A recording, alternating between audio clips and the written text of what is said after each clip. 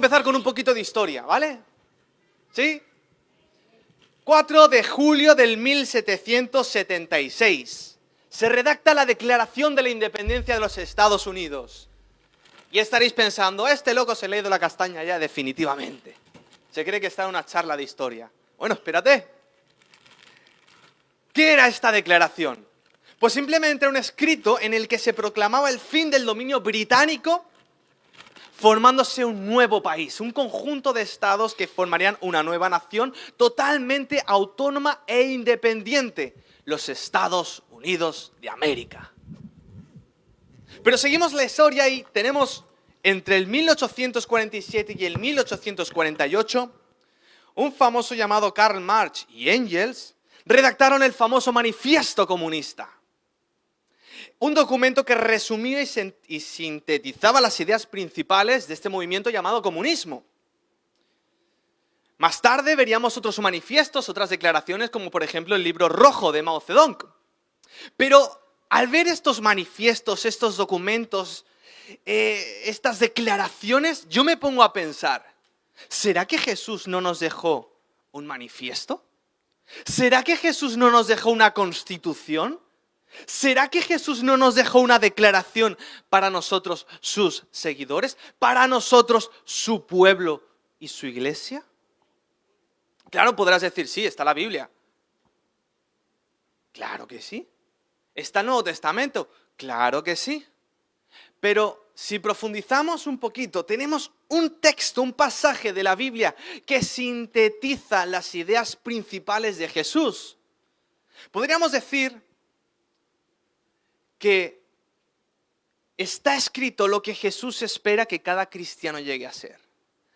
Así que me gustaría que me pudieras acompañar a Mateo capítulo 5, versículos del 1 al 8.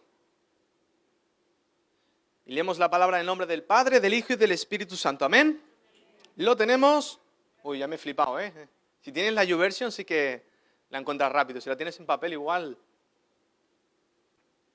Mateo capítulo 5, versículos del 1 al 8. Y dice así la palabra de Dios. Viendo la multitud, subió al monte. Estamos hablando de Jesús. Y sentándose, vinieron a él sus discípulos, y abriendo su boca les enseñaba, diciendo, bienaventurados los pobres en espíritu, porque de ellos es el reino de los cielos. Bienaventurados los que lloran, porque ellos recibirán consolación. Bienaventurados los mansos, porque ellos recibirán la tierra por heredad. Bienaventurados los que tienen hambre y sed de justicia. Aquí alguno más tiene hambre de otra cosa. Yo también, ¿eh? Porque ellos serán saciados. Bienaventurados los misericordiosos, porque ellos alcanzarán misericordia. Bienaventurados los de limpio corazón, porque ellos verán a Dios. El título del mensaje es El Manifiesto de Jesús. Y vamos a ver, de forma un poco sintetizada, de qué está hablando. Estas son las famosas bienaventuranzas, que también podríamos traducir esta palabra como la persona que es afortunada y feliz. Pero claro, humanamente te pones a leerlo, pero a ver, ¿cómo va a haber una persona llorando que sea afortunada y feliz? ¿Cómo va a haber una persona que tenga hambre y sed de justicia, que le corroe, que está ahí con la ira en plan, ¿pero por qué, Señor? ¿Cómo va a ser feliz? Pero el Señor nos habla y nos enseña, porque es otro reino, un reino por encima de este. Entonces vayamos un poquito al contexto. Jesús, si vamos a Lucas, capítulo 6, nos da un poquito más el contexto después de qué momento está explicando este mensaje. Jesús acaba de escoger un grupo, formó un equipo llamado los 12 apóstoles. Después de escoger a estos 12, empieza a sanar, a sacar demonios, lo que hacía Jesús en su día a día, ¿no? Tú te levantas, te tomas tu café, te vas al trabajo, pues Jesús se levantaba, se tomaba su café y se iba a sacar demonios. Y estaba ahí Jesús con sus discípulos, ahí viendo, sanando, ministrando, enseñando. Y de repente dice que se fue a una montaña. No se fue a una montaña para alejarse de la gente, se fue a una montaña para estar tranquilo. Para poder tener un lugar cómodo donde enseñar a una gran masa que venía detrás de él. Y si empezamos a leer el pasaje, podemos ver que Jesús primeramente abrió su boca. Y dices, bueno, claro, es que ¿cómo va a enseñar, no? Si no abre su boca. Podemos ver también que dice que sentándose. De bueno, estaría cansado, ¿no? Pero si vemos un poquito la cultura de aquella época, esto tenía significados bastante más profundos. Cuando un rabino enseñaba, lo normal era que enseñara caminando, de pie, paseando. La postura tradicional era la que vemos ahí de Jesús, de pie, ¿no? Eso era lo típico. Pero había un momento en el que el rabino tomaba asiento, se sentaba y empezaba a enseñar. Esto significaba lo siguiente, ojito que lo que viene es importante. Eso significaba que la enseñanza que iba a dar ese rabino era oficial, era mucho más especial que lo anteriormente enseñado. Y dice que abrió su boca. Pero es que la expresión que se utiliza para decir que abrió su boca, los griegos la utilizaban, ellos eran expertos en oratoria, el Nuevo Testamento estuvo escrito en griego.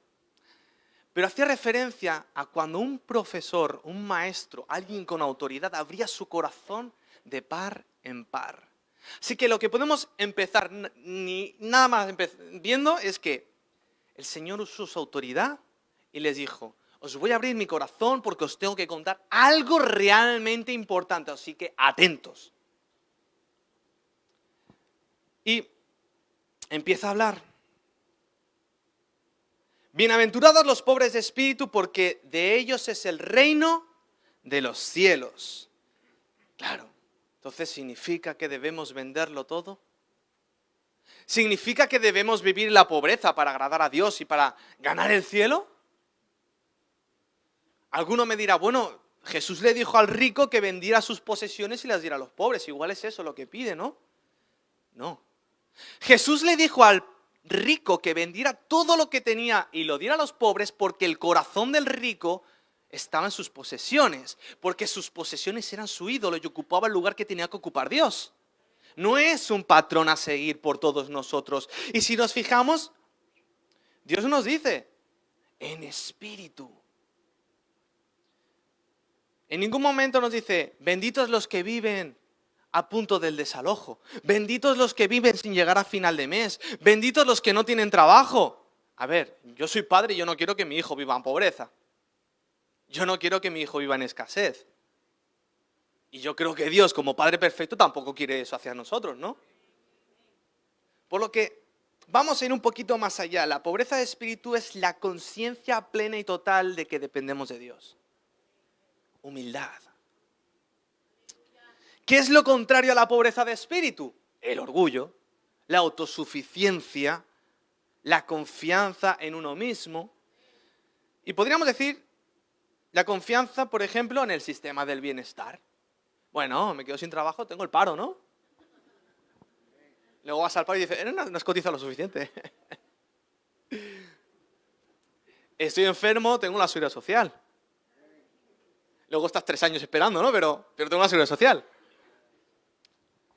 Pero es que también está la confianza en los hombres, en las personas, en el ser humano, entiéndase bien. Jeremías 15, versículos del 5 al 8, la Nueva Traducción Viviente dice, esto dice el Señor, malditos, espera que sigo, son los que ponen su confianza en simples seres humanos, que se apoyan en la fuerza humana y apartan el corazón del Señor. Son como los arbustos raquíticos del desierto sin esperanza para el futuro. Vivirán en lugares desolados, en tierra despoblada y salada. Pero benditos son los que confían en el Señor y han hecho que el Señor sea su esperanza y confianza. Son como árboles plantados junto a la ribera de un río, con raíces que se hunden en las aguas. A esos árboles no les afecta el calor, ni teme los largos meses de sequía. Sus hojas están siempre verdes y nunca dejan de producir fruto. ¡Wow! O sea, el Señor dice, si confías en el ser humano eres como una ramita que está en el desierto movida de aquí para allá. Pero si confías en el Señor serás como esa rama, tal como dice el Salmo capítulo 1, como ese árbol plantado al lado del río, que podrá venir la temporada que sea, que seguirás dando fruto. Todo por confiar en el Señor.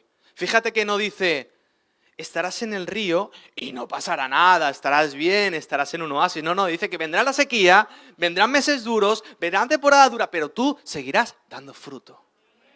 Todo por poner tu confianza en el Señor. Pero es que hay algo peor. Poner tu confianza en ti mismo. Y eso se ve mucho. No, es que tienes que confiar en ti. No, es que tú eres tu propio jefe. No, confía en tus sueños, tienes potencial. ¿Lo vemos o no vemos este tipo de mensajes? Pero Lucas 6:24 dice, mas ay de vosotros ricos, y por ricos estamos hablando de todas las personas que se creen autosuficientes, porque ya tenéis vuestro consuelo. Pero el mundo es cambiante. ¿Y qué pasa cuando viene la crisis? ¿Y qué pasa cuando ya no tienes tanto dinero y tanta falsa seguridad que creías tener? ¿Dónde está el consuelo que buscabas? ¿Dónde está aquello que te daba seguridad? Desaparece. Porque pones tu confianza en algo que va y viene, más Dios siempre está ahí. Bienaventurados los que lloran, porque ellos recibirán consolación. Entonces ahora vamos a ver todos novelas turcas. ¿Está diciendo eso el Señor? Para nada.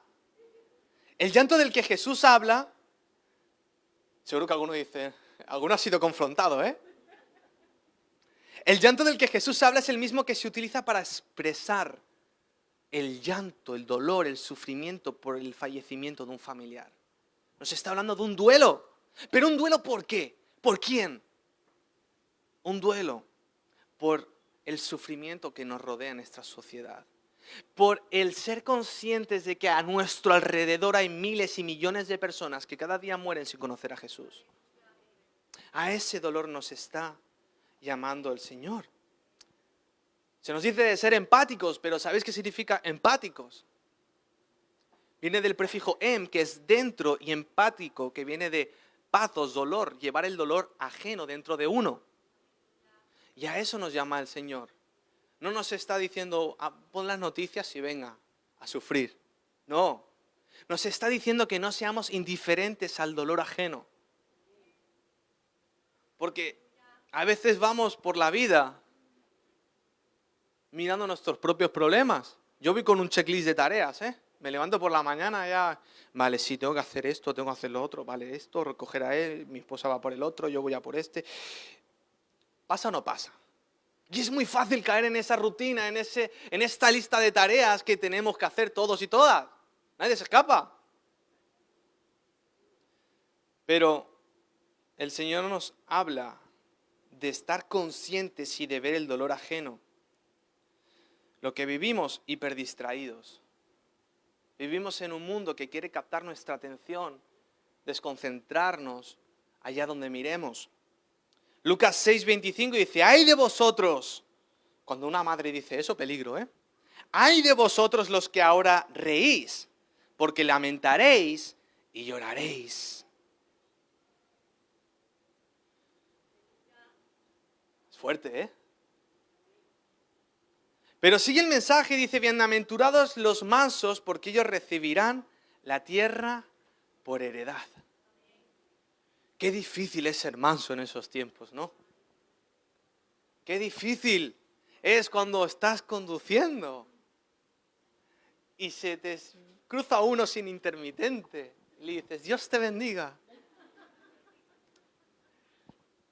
Qué bonito es. Cuando el de adelante está mirando el móvil, tiene que adelantar, arrancar y mi mujer está, no pites, y yo, no pites, ¡pam! Pité. Pero es que si no pitan, arranca. Creo que te estoy confesando, te estoy queriendo decir que a mí me cuesta ser manso. A mí el McDonald's se me hace largo. Pido y me pongo de los nervios. ¿Vale? Pero es difícil mantener la mansedumbre. Y más en este mundo que corremos para todos lados como pollo sin cabeza, de aquí para allá. Corres, intentas robarle minutos al reloj y aún ya así llegas tarde a todos lados. O no alcanzas a hacer lo que te habías propuesto. Pero hay un personaje de la Biblia que también era un impulsivo, era un loquillo. Si alguien era Moisés. Moisés llega un momento, nos dice la palabra, que ya es consciente de que él es judío y está viendo cómo un egipcio está maltratando a un compatriota suyo, lo está torturando, le está pegando con el látigo, lo está obligando a trabajar de sol a sol. Y ve cómo está abusando. Y Moisés dije, no, ya está, Señor, no mires. Se carga al judío, lo mata, no le da un toque, no le da un aviso, no, se lo carga y esconde el cadáver. Y encima se va. Cuando descubren que ha sido él, se va y huye al desierto.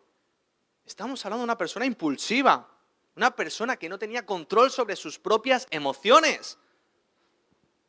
Pero después de 40 años, anda que, mira si era impulsivo que estuvo 40 años de terapia con Dios.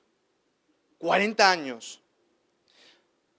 En Números 12:13 dice, y aquel varón Moisés era muy manso, más que todos los hombres que había sobre la tierra. Aquel hombre que en su juventud, bueno, tenía como unos 40 años, o sea, tan joven tampoco era, pero aquel hombre que había asesinado a otro, escondido el cadáver y huido como un cobarde, fue la herramienta utilizada por Dios para liberar a toda una nación que vivía bajo la opresión del faraón. Fue la herramienta usada por Dios para guiar a ese pueblo por el desierto. Y ojo, el hombre más manso del mundo que tenía que liderar a un pueblo que constantemente se quejaba. El hombre que tuvo que aguantar la crítica de sus propios hermanos porque se casó con una mujer que no les hacía gracia. El hombre que tuvo que seguir aguantando el calor, los problemas que tiene el desierto, porque Dios los cuidaba, Dios velaba por ellos, pero aún así, caminar por el desierto cómodo no es. Y con todo en contra, era el hombre más manso de la tierra. Porque hubo una obra del Espíritu Santo actuando en él. Porque el que espera en Dios, finalmente recibe. Tarde o temprano, pero recibe. Y mira, la Biblia es muy franca y muy sincera. La mayor parte de las bendiciones que da y promesas que cumple son después de años. Llevas años pidiendo por esto, pidiendo por aquello. Mira a Abraham, mira a Moisés, mira a Jacob. La cantidad de años que tuvieron que esperar para alcanzar la promesa, pero en esa espera, en ese proceso fue que el Señor fue moldeando ese corazón, ese carácter, esos pensamientos, los fue preparando, porque si quizás Dios te da la promesa hoy o mañana, esa promesa puede destruirte. Si Dios te da una promesa en 30, 40, 10, no lo sé, los años que hagan falta, es porque primero ha de preparar tus manos para alcanzar y disfrutar de la promesa. Bienaventurados los que tienen hambre, y sed de justicia, porque ellos serán saciados de justicia, Jesús nos está desafiando a ser inconformistas.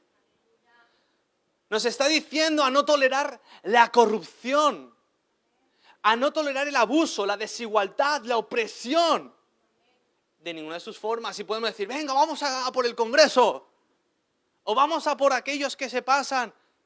Pero la Biblia nos está hablando de uno mismo. Nos está hablando de uno mismo. Hay una famosa cita de un pensador irlandés, Edmund Burke, que dice, para que el mal triunfe, solo se necesita que los hombres buenos no hagan nada. ¿Qué te quiero decir? Que esta hambre y sed de justicia ha de empezar por uno mismo, en ser íntegro. ¿Cómo voy a reclamar yo? ¿Cómo voy a quejarme del gobierno corrupto de aquello si yo mismo no soy íntegro? Eso es ser un poco caladura, ¿no? Un poco fresco. Isaías 1:17 dice, aprendan a hacer el bien. Busquen la justicia y ayuden a los oprimidos. Defiendan la causa de los huérfanos y luchen por los derechos de las viudas. O sea, la justicia de Dios nos está diciendo, empezar por vuestra integridad y por vuestro entorno. No os estoy diciendo que hagáis manifestaciones por la calle. En vuestro día a día, procurad primeramente de ser íntegros, de ser honrados.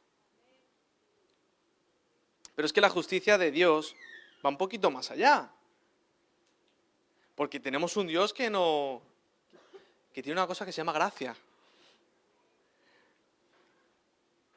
Porque nosotros, para empezar, hemos sido justificados. Porque si fuera solo por nosotros, mal vamos. Si se nos aplicara la justicia que nosotros queremos aplicar a otros, ay papá, la que nos cae. Pero la justicia de Dios pasa por la sangre y el sacrificio de Jesús. Tú te equivocas, tú pecas, tú has hecho de todo, pero el castigo lo recibe Jesús, un inocente por el pecador. El puro, el perfecto, el que jamás cometió pecado, por toda una humanidad pecadora que le dio la espalda, indiferente. Esa es la justicia de Dios. Y esa es la justicia que Dios espera que nosotros apliquemos. Una justicia bañada de gracia. Porque la justicia sin gracia tiene un nombre: venganza. La justicia con gracia es la puerta a una posible alma salvada. Porque ante tal indiferencia el Señor nos lanza la siguiente advertencia en Lucas 6:25. Dice: ¡ay de vosotros, los que ahora estáis saciados, porque tendréis hambre! Porque llegará el momento en el que tú necesites de esa gracia y no la tengas. Pero sigue el pasaje y dice: bienaventurados los misericordiosos, porque ellos alcanzarán misericordia. Según la RAE, la misericordia es la virtud que inclina el ánimo a compadecerse de los sufrimientos y miserias ajenas. ¿Alguien conoce a Martin Luther King? ¿Sí? ¿Suena? Él escribió lo siguiente. Dice: la primera pregunta que hizo el sacerdote y el levita fue, hablando del buen samaritano, la parábola que explicó Jesús: si me detengo a ayudar a este hombre, ¿qué va a pasarme a mí? Porque según la ley judía, si tocabas a un muerto, porque parecía que estaba muerto, se contaminaba. Sin embargo, el buen samaritano invirtió la pregunta: si no me detengo a ayudar a este hombre, ¿qué pasará con él? Eso es misericordia. Jesús nos enseñó en Mateo 6:15: si no perdonáis a los hombres sus ofensas, tampoco vuestro Padre os perdonará vuestras ofensas. Pero es que Santiago va más allá. Santiago 2:13 dice: porque juicio sin misericordia se hará con aquel que no hiciere misericordia, y la misericordia triunfa sobre el juicio. Y es que la gracia no se gana. No puedes ganarla, seas Teresa de Calcuta, no puedes. La gracia es un regalo inmerecido que se recibe por fe. Pero sí que hay actitudes, decisiones, posiciones que impiden que la gracia de Dios fluya, que su misericordia fluya. Si tú no perdonas, Dios no está obligado a perdonarte. Si tú no practicas la misericordia, Dios tampoco tendrá misericordia contigo. No lo digo yo, lo dice su palabra. Entonces, que no hayan actitudes que impidan que la misericordia de Dios nos alcance. Bienaventurados los de limpio corazón, porque ellos verán a Dios. Hebreos 12:14 dice: seguid la paz con todos y la santidad, sin la cual nadie verá al Señor. Y es que a veces creemos que la santidad es portarse bien. Creemos que la santidad es ser un buen cristiano. Y vamos a ser sinceros, ¿qué es un buen cristiano? ¿Cuáles son los rasgos de un buen cristiano? Sigue a un cristiano y tarde o temprano verás que no es tan cristiano como creías, según los estándares que tenemos. La santidad es el deseo, la decisión y la acción de querer vivir a la manera que Dios pide. Pero si nos fijamos, ¿qué es lo que nos dice primeramente este versículo? Seguid la paz con todos. No puedes vivir en santidad si no estás en paz con todos. Porque si no, eso es legalismo. Y el legalismo menosprecia al que está a tu lado. Porque hace que te llenes de orgullo y considera que el que está a tu lado es menos santo que tú. ¿Acaso tú eres santo? Nadie. Seguid la paz con todos y la santidad. La verdadera santidad implica vivir en paz y armonía con la gente de tu entorno. El tener un corazón limpio. Jesús resumió en Marcos 12 los 10 mandamientos en 2. Y dices, qué guay, menos deberes, menos cosas que hacer, ¿no? Pero dice, amarás al Señor con toda tu mente, con todo tu corazón y con todas tus fuerzas. Vale. Pero es que el segundo mandamiento es, amarás a tu prójimo como a ti mismo. Y si nos fijamos bien, los 10 mandamientos, 5 van para adorar a Dios y 5 van para llevarte bien con el hermano. 5 verticalmente y 5 horizontalmente. Jesús simplemente resumió. No quitó nada, no añadió nada, simplemente resumió. Los 10 mandamientos se cumplen amando a Dios y amando a tu hermano. Eso es santidad. Ay, qué difícil es amar a veces a algún hermano o una hermana, ¿no? El pastor dice amén. Pero más de uno que se corta y no se atreve también lo piensa. Pero la palabra que se utiliza en este caso es katsaros, que hace referencia, cuando dice limpio, hace referencia a algo que estaba sucio y ha sido lavado. Hace referencia a un metal que es puro, que no se ha hecho ninguna aleación con otro metal de menor valor. Entonces, somos limpios de corazón porque antes hemos estado sucios. Algo que está limpio, tú no lo limpias. Por eso la palabra nos está diciendo, bienaventurados los que han sido lavados por la sangre de Jesús, los que han sido perdonados, los que se mantienen puros, no se dejan contaminar, porque ellos verán, experimentarán y vivirán en la presencia de Dios. Y si nos ponemos a pensar un momento, ¿cómo sería a día de hoy este mensaje? El Sermón del Monte. Porque esto es la primera parte del conocido Sermón del Monte, pero si fuera a día de hoy, si pongamos que Jesús hubiera explicado este mensaje hace unos meses, ¿vale? Para empezar, yo creo que se llamaría el sermón del barrio, ¿no? El sermón de la plaza, el sermón de la ciudad. Y yo creo que nos diría algo así, dice, y estando en la plaza del barrio se sentó y enseñó a sus discípulos y a la multitud que estaba grabando con el móvil y haciendo directos y escuchando. Qué afortunados y felices son los que desesperadamente buscan la verdad porque se sienten vacíos, porque nada les llena, porque ellos verán el reino de Dios. Dice, qué afortunados y felices son los que sufren depresión, ansiedad y soledad, porque ellos serán consolados. Qué afortunados y felices son los humildes que no buscan enriquecerse a toda costa, ni su orgullo y ego los domina. Que no buscan likes, que no buscan la aprobación, que no buscan ser más que el vecino, porque la tierra que Dios les prometió será para ellos. Qué afortunados y felices son los que sufren al ver la corrupción, el abuso, la opresión, la violencia y la injusticia, porque finalmente verán cómo Dios hace justicia y defiende al más débil.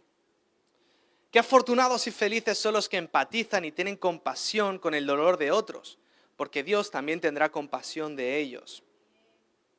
Qué afortunados y felices los que tienen un corazón puro y limpio, sin resentimiento, sin envidia, sin celos, sin orgullo, porque ellos son los que verdaderamente verán a Dios.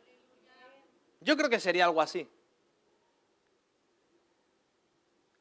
Pero vamos a ser sinceros. ¿Quién es así? Jesús nos estaba presentando los rasgos que un seguidor, que un cristiano, que un discípulo tiene que tener. Pero nadie alcanza este ideal. Como alguno me levante la mano, se llama mentir y estás en la iglesia, doble pecado. Pero es imposible humanamente vivir según los estándares de Jesús. Es imposible. Mira su grupo. ¿A qué grupo les estaba predicando esto? A los discípulos. 12 personas que uno le salió rana. Para empezar, lo traicionó. Pero el resto de discípulos era un caos. Era el grupo más disfuncional de la historia. Yo me hubiera ido a buscar teólogos. Gente madura. Pero cogió pescadores. Mira, cogió a un funcionario corrupto de Hacienda. Cogió a un terrorista. Cogió a dos personas que decían, Jesús, no nos han escuchado, ¿oramos para que caiga fuego del cielo? Cogió a dos personas que decían, Jesús, bueno, que mandaron a su madre para que le dijeran a Jesús que querían estar en el cielo a su lado. Cogió a un Pedro que era un bocazas, que cada vez que abría la boca subía el pan, como dice. Que mucho, Jesús, Jesús, yo voy a estar contigo, yo no te abandonaré. Y luego a la mínima, no, yo no sé quién es Jesús. Era un grupo de lo más disfuncional que pueda haber.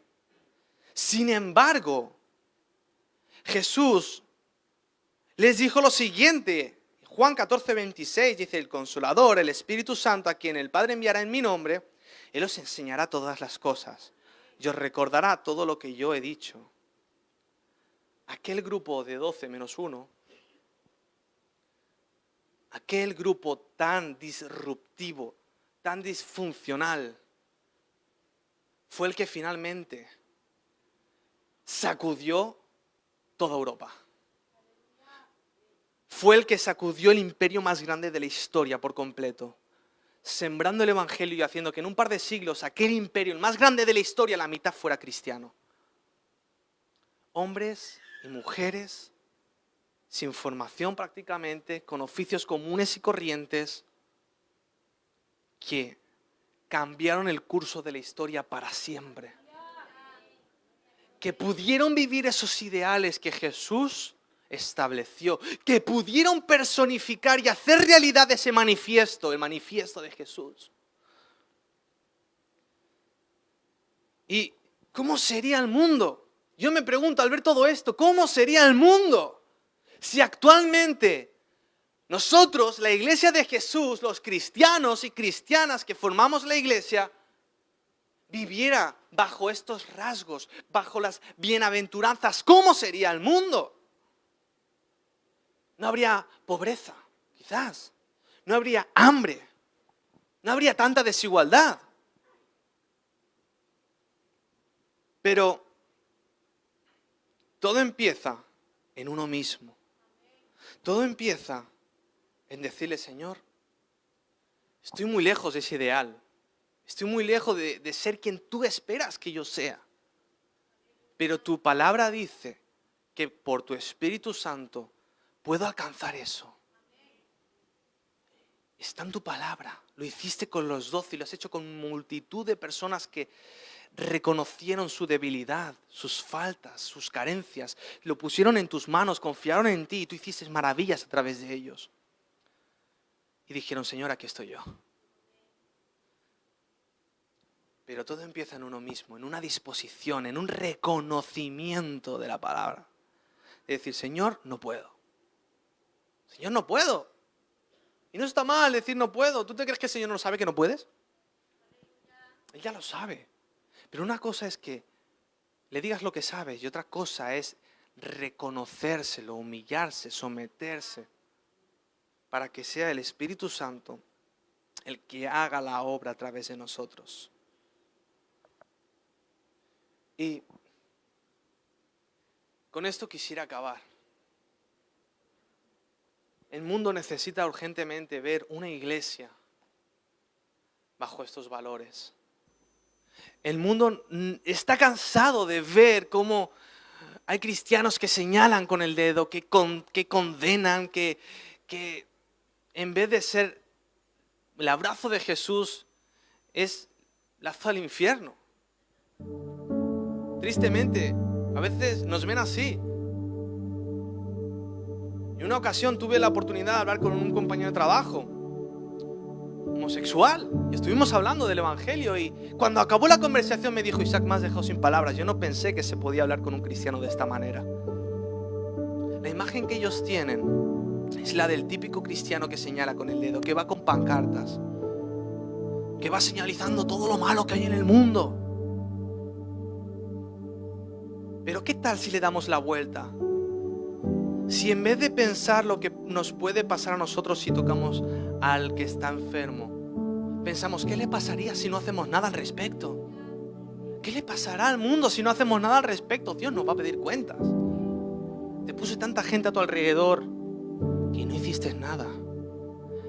Pedí de ti Te di el Espíritu Santo dentro de ti para poder alcanzar todo esto, aunque parecía imposible, y no hiciste nada. No seamos ese conjunto de buenas personas que guardan silencio. Seamos esa minoría que trastorna el mundo.